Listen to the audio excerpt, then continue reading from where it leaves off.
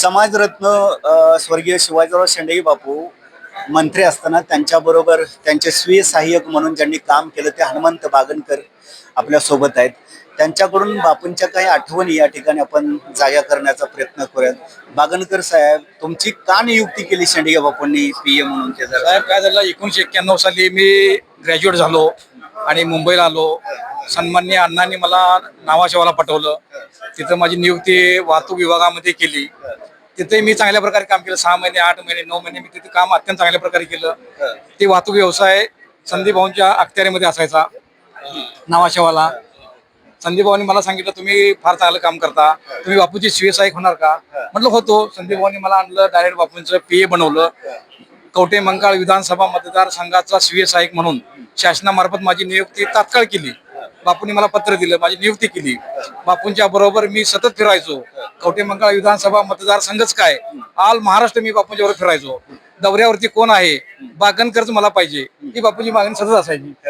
अण्णा म्हणायचे, तात्या म्हणायचे, तुम्हाला का, हा अत्यंत चांगलं काम करतो, प्रामाणिकपणाने काम करतो, हा पीए मला माझ्या दौऱ्यात पाहिजे.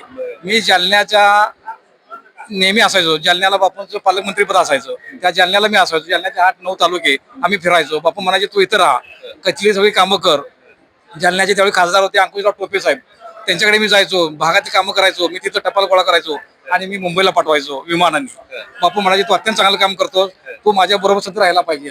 म्हणून मी कवठे मंकाळ विधानसभा मतदारसंघाचा स्वीय सहाय्यक जरी असलो तरी मी ऑल महाराष्ट्रभर. ठीक आहे, त्या अनुषंगाने एक प्रश्न विचारतो, काय कामं केली तुम्ही ते सांगा जरा. त्यावेळी बापूंनी एक महाराष्ट्र राज्य धनगर समाजोन्नती मंडळ रजिस्टर निर्माण केला होता मुंबईसाठी. त्यातून धनगर समाजाची कामं, एनटीच्या सवलती, येणारे समाजाची कामं, येणाऱ्या नवीन नवीन लोकांना नोकरी, व्यवसाय, अशा प्रकारे बापूंनी मंत्रिपदाच्या काळामध्ये समाजासाठी अत्यंत चांगल्या प्रकारे काम केलं होतं. त्याला मी प्रत्यक्ष साक्षीदार आहे. येणाऱ्या प्रत्येकाला भेटणे, रात्री 1 वाजून 2 वाजून अक्षरशः मी साहेबांच्या बरोबर बऱ्याच रात्री 3 वाजता जेवलोय आम्ही. 3 वाजता आम्ही जेवलोय गाडीमध्ये. सोलापूर दौऱ्यावर असताना बापू म्हणे, आता काय खायचं, 3 वाजता आम्ही गाडी जेवलो रात्री. इतकं मी त्यांच्याबरोबर नेहमी फिरलो. स्वर्गीय शिवाजीराव शेंडगे बापू यांनी अनेक कामं केलेली आहेत आणि त्यातलं महत्वाचं काम म्हणजे जे अगदी माझ्या गावाजवळ आहे, माझ्या गावच्या वेशीवरती, ते म्हणजे पुण्यश्लोक अहिल्यादेव होळकर मेंढी व शेळी विकास प्रक्षेत्र रांजणी, तालुका कवठे मंकाळ, जिल्हा सांगली. या मेंढी व शेळी विकास प्रक्षेत्रासाठी जवळपास 2200 एकर जागा आदरणीय शिवाजीराव शेंडगे बापू यांच्या प्रयत्नातून त्या ठिकाणी उपलब्ध झालेली आहे. आणि या 2200 एकर जागेवरती आज बऱ्याच जणांचा डोळा आहे.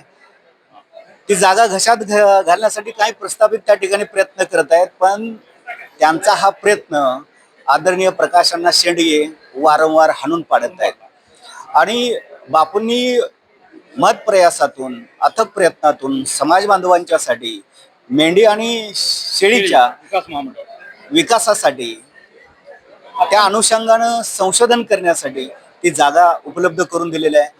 त्या प्रक्षेत्रामध्ये आज पुण्यश्लोक या नावानं लोकर उत्पादन केले जाते आणि लोकरीची वेगवेगळी उत्पादनं घेतली जातात. आणि ती उत्पादनं महाराष्ट्राच्याच नव्हे तर संपूर्ण देशाच्या आणि जगाच्या कानाकोपऱ्यामध्ये पाठवली जातात.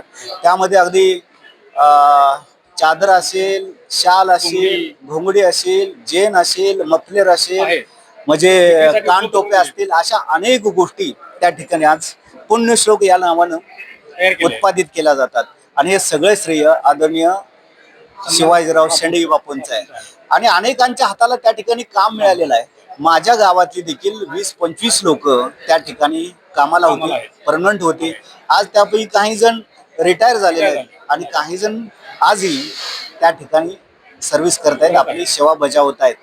आणि गुण्या गोविंदानं त्या ठिकाणी स्वर्गीय शिवाजीराव शेंडगे बापू यांनी उभारलेलं हे जे मेंढी व शेळी प्रक्षेत्र जे आहे ते नांदत आहे. आपल्या सर्वांना देखील बघायला मिळते. मी सर्व महाराष्ट्रातल्या जनतेला देखील विनंती करतोय की तुम्ही सहज कधी सांगली जिल्ह्यामध्ये आला, कवठे मंकाळ तालुक्यामध्ये आला तर आवर्जून रांजणीला या. आणि रांजणीमध्ये आल्यानंतर शिवाजीराव शेंडगे बापू यांनी या समाजाला काय दिलेलं आहे ते बघा.